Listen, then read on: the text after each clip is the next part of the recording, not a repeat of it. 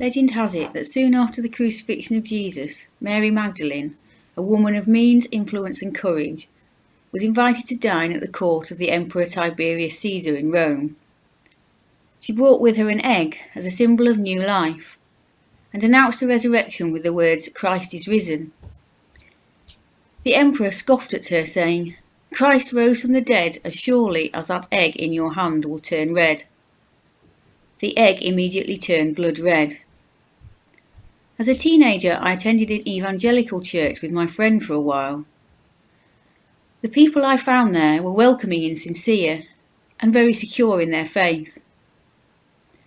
As a young person beset with doubts, to be honest, I envied them their certainty.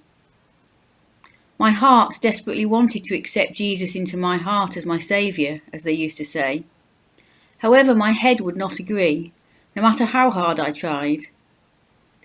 Original sin, the virgin birth, the atonement, the resurrection, they made no rational sense to me. When I left home to study theology and religious studies at university, I retained a sense of guilt about being unable to accept mainstream Christian teachings. So it came as a relief to discover, in my biblical criticism classes, that the Bible stories of the death and resurrection of Jesus were written down so long after the events that they could not be verified by those who knew him in life.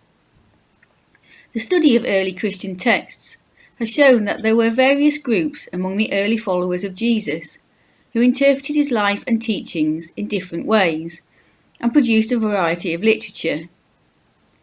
Their thinking was influenced by the ideas of the time, such as Jewish prophecies of the Messiah, pagan myths of dying and rising gods, and mystery cults with their initiation rituals of symbolic death and rebirth.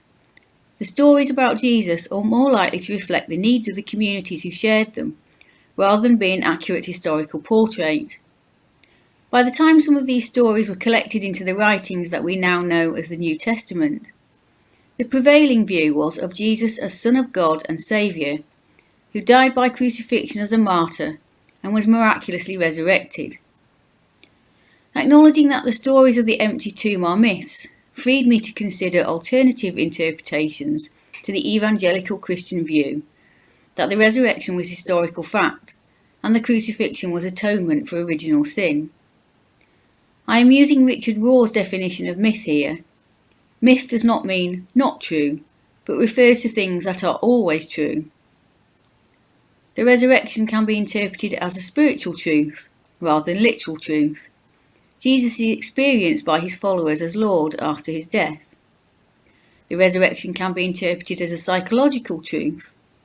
Experiences of the risen Christ are an expression of the great love his friends had for him, just as many people today experience the presence of loved ones after their deaths.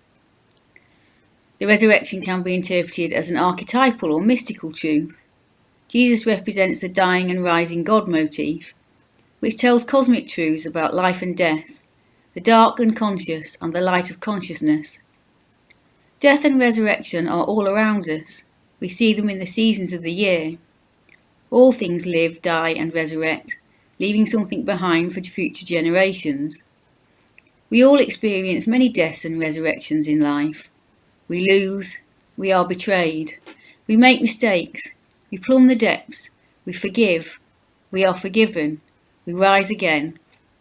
I am no longer struggling to accept Jesus' resurrection as a one-off historical event in one person's life. I now embrace the beauty of it as a cosmic truth, or the archetypal pattern of every human life. One might say that my journey with the resurrection has been a journey from head to heart. For me, the resurrection story is a myth, or universal truth, illustrating the transformative power of love. Jesus suffers and dies. He is healed and lives. Jesus is changed or transfigured by his death and resurrection. The witnesses are changed by their experience of the presence of the Spirit after his death.